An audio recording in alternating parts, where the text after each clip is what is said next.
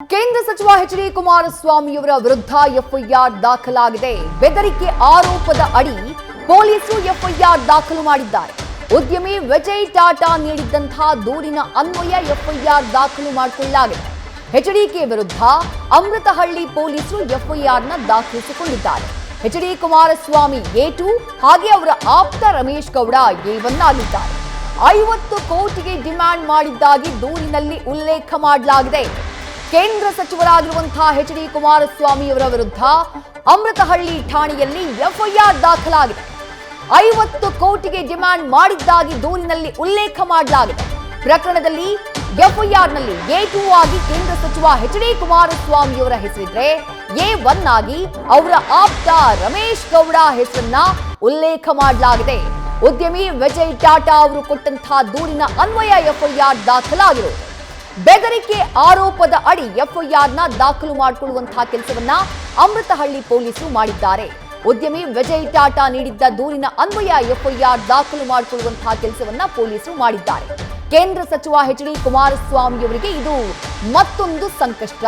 ಈಗಾಗಲೇ ಅವರ ವಿರುದ್ಧ ದಾಖಲಾಗಿರುವಂತಹ ಎಫ್ಐಆರ್ ಪ್ರಕರಣಕ್ಕೆ ಸಂಬಂಧಪಟ್ಟ ಹಾಗೆ ಲೋಕಾಯುಕ್ತ ತನಿಖೆ, ಇದೆಲ್ಲದರ ಮಧ್ಯೆ ಮತ್ತೊಂದು ಎಫ್ಐಆರ್ ದಾಖಲಾಗಿದೆ. ಮತ್ತಷ್ಟು ಡೀಟೇಲ್ಸ್ ನಮ್ಮ ಪ್ರತಿನಿಧಿ ಅಂಕಿತಾ ನೀಡ್ತಾ ಹೋಗ್ತಾರೆ. ಅಂಕಿತಾ, ಕೇಂದ್ರ ಸಚಿವ ಎಚ್.ಡಿ. ಕುಮಾರಸ್ವಾಮಿಯವರ ವಿರುದ್ಧ ಮತ್ತೊಂದು ಎಫ್ಐಆರ್, ಅದು ಕೂಡ ಬೆದರಿಕೆಯ ಆರೋಪ ಅವರ ವಿರುದ್ಧ ಉದ್ಯಮಿ ವಿಜಯ್ ಟಾಟಾ ಅವರು ಮಾಡಿರೋದು. ಎಫ್ಐಆರ್ ನಲ್ಲಿ ಯಾವೆಲ್ಲ ಸೆಕ್ಷನ್ಗಳನ್ನ ಉಲ್ಲೇಖ ಮಾಡಲಾಗಿದೆ, ಏನಂತ ದೂರಲಾಗಿದೆ ಅಂಕಿತಾ? ವಿದ್ಯಾ, ಮೊನ್ನೆಯಷ್ಟೇ ಪ್ರೆಸ್ ಕ್ಲಬ್ ನಲ್ಲಿ ಒಂದು ಪ್ರೆಸ್ ಮೀಟ್ ಅನ್ನ ಮಾಡಿ ಕುಮಾರಸ್ವಾಮಿ ಅವರ ವಿರುದ್ಧ ಗಂಭೀರ ಆರೋಪವನ್ನ ಉದ್ಯಮಿ ವಿಜಯ್ ಟಾಟಾ ಅವರು ಮಾಡ್ತಾರೆ. ಅದರಲ್ಲಿ ಪ್ರಮುಖವಾಗಿ ಯಾವ ರೀತಿಯಾಗಿ ಅವ್ರ ಹಣಕ್ಕೆ ಬೇಡಿಕೆ ಇಟ್ಟಿದ್ರು ಅನ್ನೋದ್ರ ಬಗ್ಗೆ ವಿವರಣೆಯನ್ನ ಕೊಡ್ತಾ ಹೋಗ್ತಾರೆ. ಆ ನಿಟ್ಟಿನಲ್ಲಿ ಅವತ್ತೇ ಹೇಳಿದ್ರು ಅವರು, ಅಂದ್ರೆ ನಾನು ಕುಮಾರಸ್ವಾಮಿಯ ವಿರುದ್ಧ ದೂರನ್ನ ಕೊಡ್ತೀನಿ ಅಂತ ಹೇಳಿದ್ರು. ಅದರಂತೆ ಅಮೃತಹಳ್ಳಿ ಪೊಲೀಸ್ ಠಾಣೆಯಲ್ಲಿ ಒಂದು ದೂರನ್ನ ಕೊಡ್ತಾರೆ.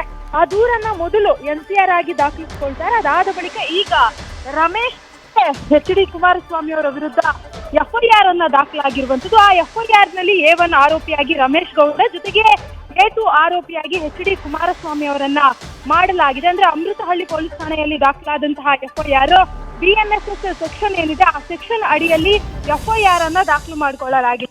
ಅದಕ್ಕೆ ಸಂಬಂಧಪಟ್ಟಂತೆ ಈಗಾಗಲೇ ಸಾಕಷ್ಟು ಎವಿಡೆನ್ಸ್ ಗಳನ್ನ ಕೂಡ ಕೊಟ್ಟಿರುವಂತದ್ದು. ಅಂದ್ರೆ ನಿನ್ನೆ ಪ್ರೆಸ್ ಮೀಟ್ ಮಾಡಿದಂತಹ ಸಂದರ್ಭದಲ್ಲೂ ಸಾಕಷ್ಟು ಎವಿಡೆನ್ಸ್ ಗಳನ್ನ ಕೊಟ್ಟಿದ್ರು. ಆದ್ರೆ ಇವತ್ತೇನು ಕಂಪ್ಲೇಂಟ್ ಅನ್ನ ಮಾಡಿದ್ರಲ್ಲ, ಆ ಕಂಪ್ಲೇಂಟ್ ಗೆ ಸಂಬಂಧಪಟ್ಟಂತೆಯೂ ಕೂಡ ಒಂದಷ್ಟು ದಾಖಲೆಗಳನ್ನ ಪೊಲೀಸರಿಗೆ ಕೊಡುವಂತಹ ಕೆಲಸವನ್ನ ಮಾಡಿದ್ದಾರೆ. ವಿದ್ಯಾ, ಅಂಕಿತಾ, ಈಗ ಎಫ್ಐಆರ್ ದಾಖಲಾಗಿರೋದ್ರಿಂದ ವಾಟ್ ನೆಕ್ಸ್ಟ್ ಅನ್ನುವಂತಹ ಪ್ರಶ್ನೆ ಮೂಡುತ್ತೆ. ಪೊಲೀಸರ ವಿಚಾರಣೆ ಹೇಗೆ ಆರಂಭ ಆಗುತ್ತೆ?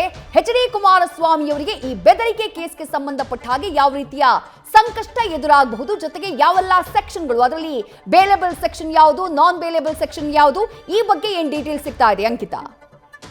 ವಿದ್ಯಾ, ಪ್ರಮುಖವಾಗಿ ಅಂದ್ರೆ ಈಗ ಏನ್ ಕಂಪ್ಲೇಂಟ್ ದಾಖಲಾಗಿದೆಯಲ್ಲ, ಆ ಕಂಪ್ಲೇಂಟ್ ನಲ್ಲಿ ರಮೇಶ್ ಗೌಡ ಹಾಗೆ ಎಚ್.ಡಿ. ಕುಮಾರಸ್ವಾಮಿ ಅವರನ್ನ ಆರೋಪಿಯನ್ನಾಗಿ ಉಲ್ಲೇಖ ಮಾಡಿರುವಂತದ್ದು. ಅದರಲ್ಲಿ ಕ್ಲಿಯರ್ ಆಗಿ ವಿಜಯ್ ಟಾಟಾ ಅವರು ಮಾಡ್ತಾ ಇರುವಂತಹ ಆರೋಪ ಏನು ಅಂತಂದ್ರೆ, ಅಂದ್ರೆ ಎಲೆಕ್ಷನ್, ಅಂದ್ರೆ ಕುಮಾರಸ್ವಾಮಿ ಅವರ ಪುತ್ರ ನಿಖಿಲ್ ಕುಮಾರಸ್ವಾಮಿ ಅವರನ್ನ ಎಲೆಕ್ಷನ್ಗೆ ನಿಲ್ಲಿಸೋಕೆ ಸಂದರ್ಭದಲ್ಲಿ, ಅಂದ್ರೆ ಕ್ಯಾಂಪೇನ್ ಮಾಡುವಂತಹ ಸಂದರ್ಭದಲ್ಲಿ ಸುಮಾರು 50 ಕೋಟಿ ರೂಪಾಯಿಯನ್ನ ಕೊಡ್ಬೇಕು ಅಂತ ಹೇಳಿ ಬೆದರಿಕೆಯನ್ನ ಹಾಕಿದ್ರು ಅನ್ನೋ ಆರೋಪವನ್ನ ಮಾಡ್ತಾ ಇರುವಂತದ್ದು. ಹಾಗಿದ್ರೆ ಅವ್ರು ಹೇಗೆ 50 ಕೋಟಿ ರೂಪಾಯಿಯನ್ನ ಕೇಳಿದ್ರು ಅನ್ನೋದನ್ನ ನೋಡ್ತಾ ಹೋದ್ರೆ, ಅಲ್ಲಿ ಪ್ರಮುಖವಾಗಿ ಏನು ಅಂತಂದ್ರೆ, ರಮೇಶ್ ಗೌಡ ಅವರು ಕಾಲ್ ಮಾಡಿದಂತಹ ಸಂದರ್ಭದಲ್ಲಿ, ಅಂದ್ರೆ ವಿಜಯ್ ಟಾಟಾ ಅವರಿಗೆ ಕಾಲ್ ಮಾಡಿದಂತಹ ಸಂದರ್ಭದಲ್ಲಿ ರಮೇಶ್ ಗೌಡ ಅವರ ಫೋನ್ ಅನ್ನ ಕುಮಾರಸ್ವಾಮಿ ಅವರು ತೆಗೆದುಕೊಂಡು ಮಾತಾಡಿ ಈ ರೀತಿಯಾಗಿ ಹೇಳಿರುವಂತದ್ದು.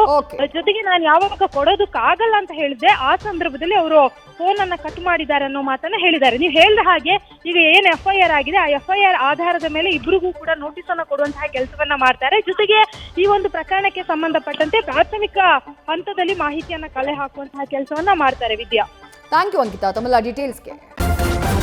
ನ್ಯೂಸ್ ಫಸ್ಟ್, ನಿರ್ಭೀತಿಯಿಂದ ನಿಮ್ಮ ಪರವಾಗಿ.